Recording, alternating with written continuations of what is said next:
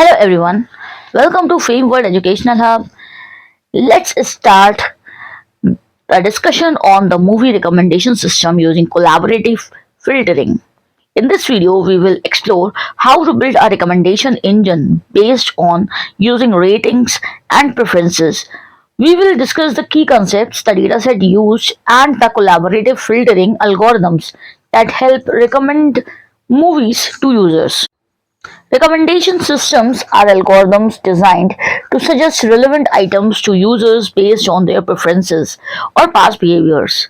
In this case of a movie recommendation system, these algorithms help users to discover movies they might enjoy based on their viewing history and rating. The main approach we focus on here is the collaborative filtering. This technique relies on the idea that users who have similar preferences in the past will likely have similar preferences in the future. Collaborative filtering uses past user interactions to predict what items they will like in the future. Collaborative filtering is divided into two main types: user and item similarity, which we will discuss in detail. In this project, several key modules and techniques are used to build the recommendation system. First, we start with data processing. This step involves handling missing data, normalizing or scaling the user ratings to ensure they are comparable, and converting the data set into user item matrix where rows represent users and columns represent movies. The core of the recommendation engine is collaborative filtering, which can be implemented using both user similarity and item similarity methods. We calculate similarity using matrices like cosine similarity for user and person correlation for item similarity.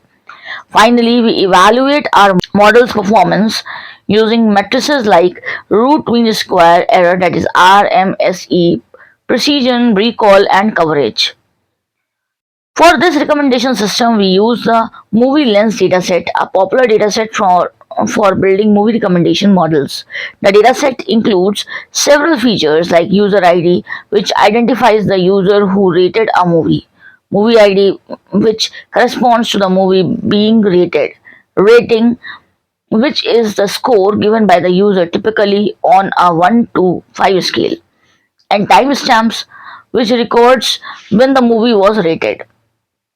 A major challenge with this dataset is its sparsity. Most users rate only a small number of movies, which can make it difficult to identify meaningful patterns. Additionally, we face the cold star problem. New users or movies with few ratings make it challenging for the system to make accurate recommendations. One of the approaches for collaborative filtering is user similarity. This method finds users who have similar rating patterns and recommends movie that these similar users liked. To calculate the similarity between users, we can use cosine similarity, which measures the cosine of the angle between two vectors representing the user's rating. A higher cosine value indicates a greater similarity between the user preferences. While user similarity is simple and interpretable, it can be computationally expensive, especially as the number of users increases. Another approach for collaborative filtering is item similarity. This method recommends movies based on the similarity between items, that is, movies that users have rated similarly. Movies using Pearson's correlation, which measures the linear correlation between ratings of two items. The higher Pearson score measures the items are rated similarly by users. Item similarity is more scalable than user similarity and tends to perform better with large data sets.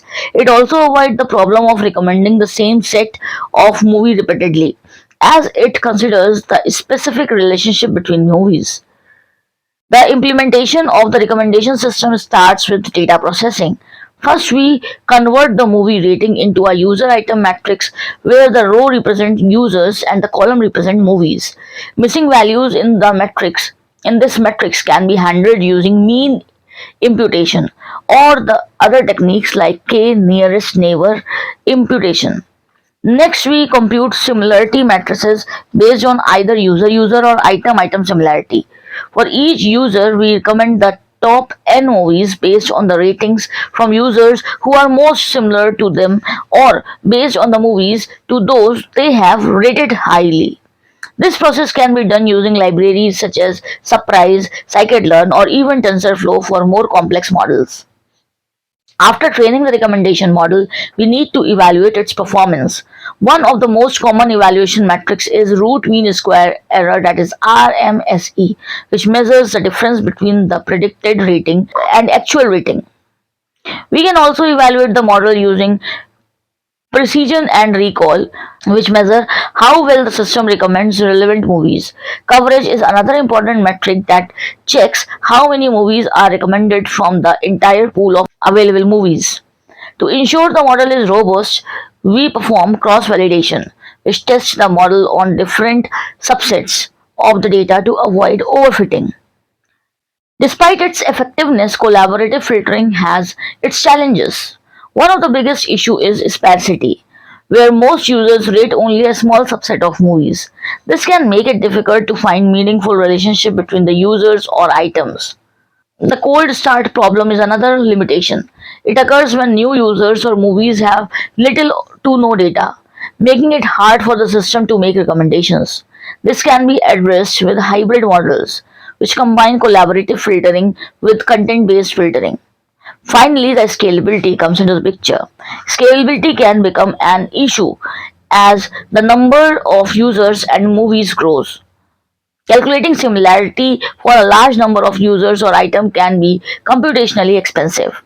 In conclusion, collaborative filtering is an effective technique for building movie recommendation systems. By leveraging user ratings and preferences, we can recommend movies that users are likely to enjoy. For future work, we can explore hybrid models which combine collaborative filtering with content based filtering to improve recommendations. Additionally, we can explore more advanced algorithms such as matrix factorization or deep learning models to address the cold start problem and enhance prediction accuracy. Thanks for watching. For more information on the dataset and techniques used in the video, please check out the references provided below. Movie Lens dataset, collaborative filtering, surprise library, and scikit-learn documentation. All these links you will get in the description, so do not worry about it. And if you are new to this channel, do not forget to subscribe, like, share, and comment down your queries. See you in the next video. Till then, keep learning, keep building.